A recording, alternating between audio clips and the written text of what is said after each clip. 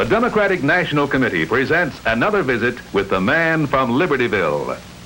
Here at the end of this lane, on a farm about 4 miles from Libertyville, lives Adlai E. Stevenson of Illinois. This is the Stevenson home, a house that has become something of a headquarters since Governor Stevenson's nomination for president. You'll find newsmen, cameramen, and just plain Stevenson fans around the front driveway almost any hour of the day or night. For a while, the news services had even put up telephone booths in the garage.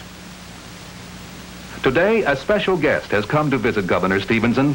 He is the governor's running mate, Senator Estes Kefauver.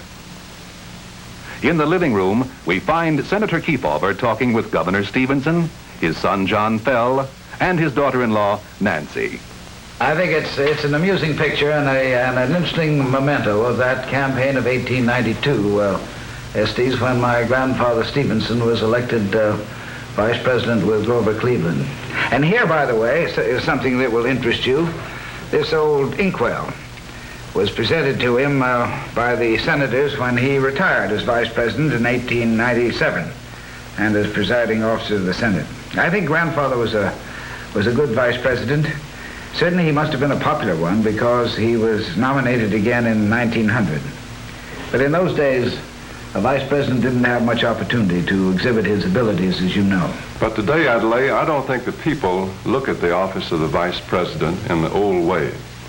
In the first place, by law, the vice president has many important and heavy functions to perform. And then you changed the entire concept of the office when you threw the vice presidential choice open to the delegates at the convention here in Chicago. I think everybody understands why I did that, Senator. We must make sure beyond any doubt that we have a vice president that the whole nation can trust and respect. And it seemed to me that the best way to do that was the democratic way, for the delegates to choose a man in an open convention. As I said at Chicago, the American people have a solemn obligation to consider with the utmost care who will be their president if the elected president is prevented by a higher will from serving his full term. And it's a sober reminder that 7 out of 34 presidents have served as the result of such an indirect selection.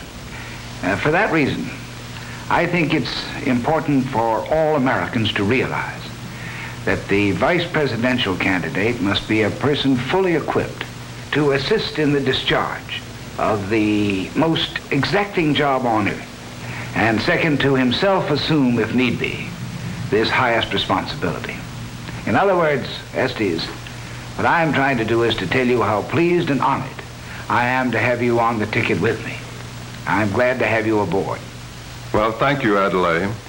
For my part, I think you know as well as any man how serious I am about the responsibilities of the office of the vice presidency.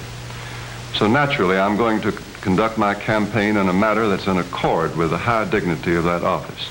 I'm looking forward, Adlai, to working with you as your vice president. There's nothing that I want so much as to help you make your dream of a new America come true. Well, it's a great and exciting undertaking, Estes. And I'm sure that as more and more people come to understand what it means, they'll give us the chance to do it. Cast your vote on November 6th for the new America, for Adlai Stevenson for president and Estes Kefauver for vice president. Vote Democratic, the party for you, not just the few.